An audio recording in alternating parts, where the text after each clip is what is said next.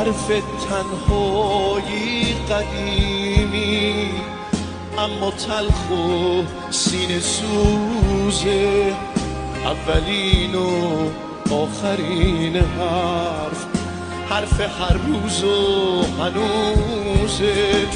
تنهایی شاید یه راهیه تا بی نهایت، قصه همیشه